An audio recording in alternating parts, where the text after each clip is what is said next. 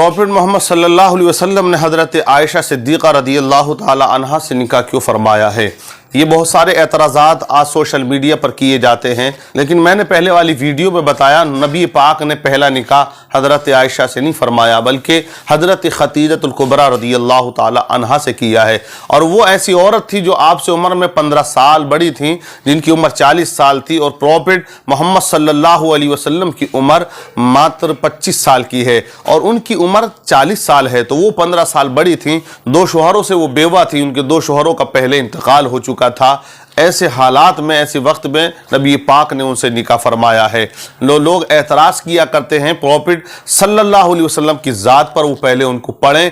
गहराई से जो भी पढ़ता है वो उनका दीवाना हो जाता है, क्योंकि उनकी ज़ात, उनकी शख्सियत ही ऐसी है।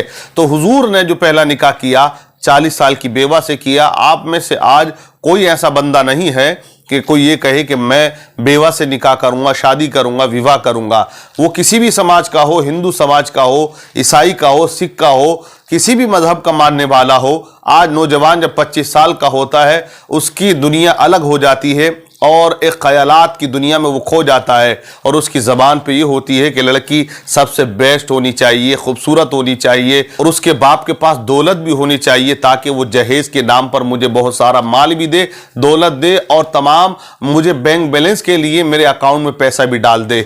तो ये ज़्यादातर आज नौजवानों की सोच है। लेकिन वो प्रॉफिट मोहम्मद सल्लल्लाहु अलैहि वसल्लम हैं कि 40 साल की बेवा से निकाह किया, 25 साल तक वो आपके निकाह में रही। आप अंदाज़ा लगाएं कि जवानी और शबाब का जो आलम है वो यही वक्त होता है कि 25 से 50 तक इंसान नौजवान कहलाता है, जवान कहलाता है। 50 के बाद में उसकी उम्र ढलने लगती है। लेकिन नबी पाक सल्लल्लाहु अलैहि वसल्लम ने एक ऐसी औरत के साथ अपनी ज़िंदगी के जवानी के अय्यामों को गुजार दिया जो आपसे उम्र में 15 साल बड़ी थी, यानी कि आप 25 साल तक आपकी निकाह में रहीं। जो लोग इल्ज़ाम लगाते हैं वो गिरेबां में ज़रा झांक कर देखें। और जब आपने दूसरा निकाह किया तो हज़रत सौदा रज़ियल्लाहु ताला अन्हा से किया है, और उनकी उम्र 53 साल की है। जिनसे निकाह किया दूसरा, उनकी उम्र 53 साल है।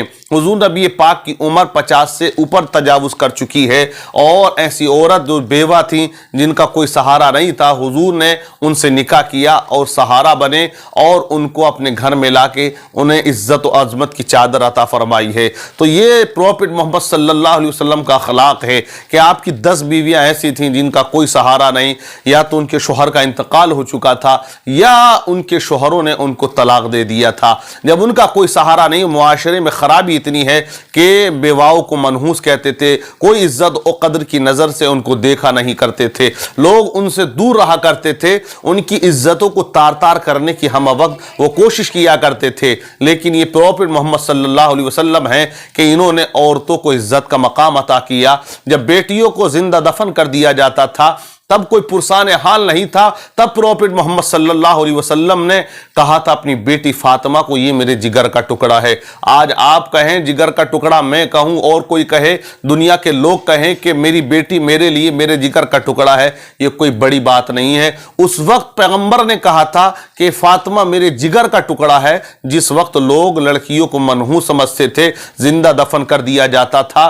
और मुआशरे के अंदर अगर लड़की पैदा हो गई किसी के घर, तो वो अपने आप को ये समझता था मेरी इज्जत लुट चुकी है, मैं समाज में क्या मुंह दिखाऊंगा, क्योंकि उनकी जहनियत ये बनी हुई थी उस वक्त के लोगों की कि हम किसी के साले बनेंगे, किसी के ससुर, और ये बनना लोगों को पसंद नहीं था। लेकिन उस वक्त मोहम्मद सल्लल्लाहु अलैहि वसल्लम ने फरमाया फातिमा मेरे जिगर का टुकड़ा है। ऐ लोगों, जो बेटी की परवरिश करता है अल्लाह उसको जन्नत अता फरमाएगा। तो बेटी की तालीम और तरबियत करने वालों को मोहम्मद सल्लल्लाहु अलैहि वसल्लम ने जन्नत की बशारत अता फरमाई और ऐलान किया कि अगर ये औरत बेटी है तो ये रहमत है, और अगर ये तेरी बीवी है तो ये तेरे लिए आधा ईमान है, और यही औरत अगर तेरी माँ है तो इसी के कदमों के नीचे जन्नत है। इसीलिए शायर ने कहा कि माँ से बढ़कर नाम क्या होगा, اس نام کا احترام کیا ہوگا؟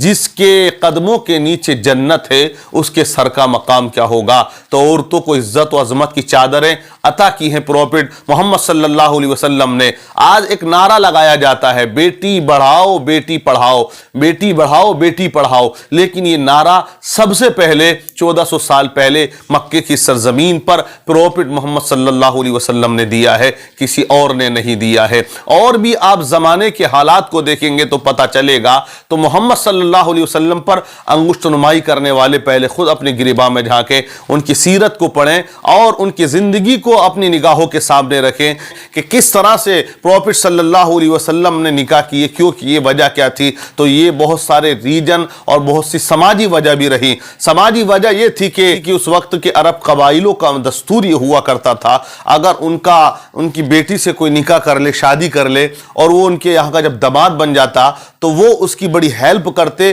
اور رہنمائی کیا کرتے اور اس سے محبت کیا کرتے تھے۔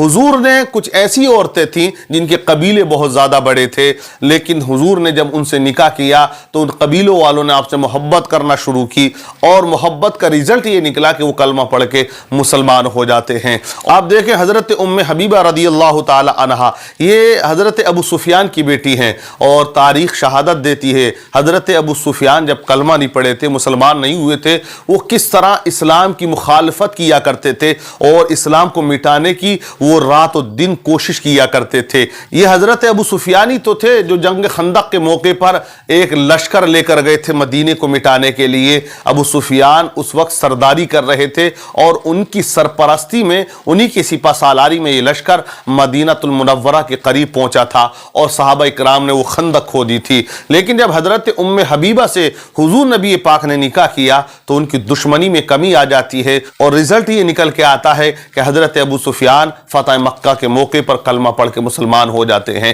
تو یہ نبی پاک کا اخلاق تھا، یہ سیرت تھی کہ حضور نے غیروں کو بھی اپنایا اور ان کو بھی عطا کیا، جو آیا اسے خالی ہاتھ نہیں جانے دیا۔ دشمنوں کے ساتھ بھی آپ اچھے اخلاق سے پیش آیا کرتے تھے۔ آج جو انگلی اٹھاتے ہیں وہ ذرا پڑھ کر دیکھیں کہ پروفٹ محمد صلی اللہ علیہ وسلم وہ مہان اور گریٹ شخصیت کا نام ہے کہ جنہوں نے پوری دنیا کے اندر امن و شانتی کا پیغام پہنچایا۔ وہ مذہب اسلام جس کی انہوں نے تبلیغ کی ہے، آج وہ پوری دنیا میں پھیلتا اور پھولتا جا رہا ہے، لیکن وہ تلوار کی بنیاد پر نہیں۔ لوگ بس سیدھی سی بات کہتے ہیں تلوار چلی ہے، تلوار چلی ہے۔ ارے اب تاریخ پڑھیے گا، تلوار کب نہ چلی ہے، کس نے نہیں چلائی ہے؟ یا ہندو مذہب کے اندر جو سمراٹ کہلاتے تھے، کیا انہوں نے تلواریں نہیں چلائی؟ مہارانا پرتاپ نے تلوار نہیں چلائی؟ کیا آپ نے اور تاریخ میں نہیں پڑھا کہ کتنے ہندو مذہب کے بھی پیشوا اور رہنما رہے کہ جنہوں نے تلواریں چلائی ہیں اور جنگ ہوئی ہیں؟ کیا پانڈووں کی جنگ آپ نے نہیں پڑھی ہے؟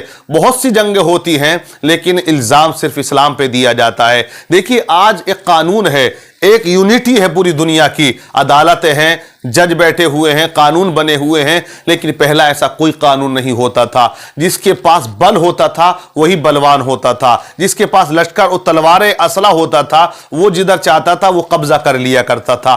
آج اگر کسی ملک کو کوئی قبضہ کرنا چاہتا ہے تو آپ دیکھیے پہلے وہ ریزن پیش کرے گا۔ پوری دنیا کی جو ایک یونٹی ہے اور جو ایک کمیٹی ہے اس کے سامنے وہ تمام ریزنوں کو پیش کر کے تب وہ حملہ کیا کرتا ہے۔ اگر اس کا جائز ہوتا ہے تو اس کو اجازت ملتی ہے کہ حملہ کریں، سپورٹ کرتے ہیں سبھی ملک، لیکن اگر وہ خلاف ورزی کر رہا ہے قانون کی اور وہ اگر اصولوں کے خلاف جا رہا ہے تو تمام ملک مل کر اسے روک دیا کرتے ہیں۔ آپ نے دیکھا ہے کہ روس نے حملہ کیا یوکرین کے اندر، یوکرین ہارنے والا ملک نہیں ہے، اس نے روس کو جو ہے گھٹنوں پہ لا دیا۔ ایک چھوٹا سا ملک اتنی بڑی پاور سے لڑ گیا۔ تو وہ پہلے کا دور ایک الگ تھا، تلواروں کا دور کہلاتے تھے، جس کے پاس لشکر زیادہ ہوتا تھا وہ تمام علاقوں کو فتح کر لیا کرتا تھا، یا جس کے سپاہی بہادر ہوتے تھے، قوت والے ہوتے تھے اور بہت زیادہ نڈر ہوا کرتے تھے، وہ ملکوں کو فتح کیا کرتے تھے۔ یہ اسلام کا اور تلوار کا کوئی تعلق نہیں ہے۔ اگر ہندوستان کے اندر اسلام پھیلا تو وہ تلوار کی بنیاد پر نہیں پھیلا، حسن اخلاق کی بنیاد پر پھیلا۔ پوری دنیا کے اندر، ملک چین کے اندر ایک صحابی گئے، انہیں قید کر دیا گیا جیل کے اندر، ان پر جو ہے پابندی لگا دی جاتی ہے۔ 2 سال کے بعد جب وہ جیل سے نکل کر آتے आते हैं तो जेल में जितने कैदी होते हैं उनके हुस्न अखलाक, उनकी इबादत को देखकर इतने मुतासिर हुए कि वो जब अंदर गए थे अकेले मुसलमान थे और जब बाहर आ रहे हैं तो पूरी जेल कलमा पढ़ के मुसलमान हो चुकी है। ये इस्लाम अखलाक से फैला है, मोहब्बत से फैला है, क्योंकि इस्लाम ही सच्चा और पक्का मजहब है। इसीलिए आज जो हंगामा आराई हो रही है वो इसी वजह से कि नुपुर शर्मा ने ऐसी जात में, ऐसी शख्सियत के अंदर ऐब तलाश किया है कि जो बिल्कुल काबिल कबूल नहीं है, बिल्कुल बर्दाश्त नहीं किया जाएगा।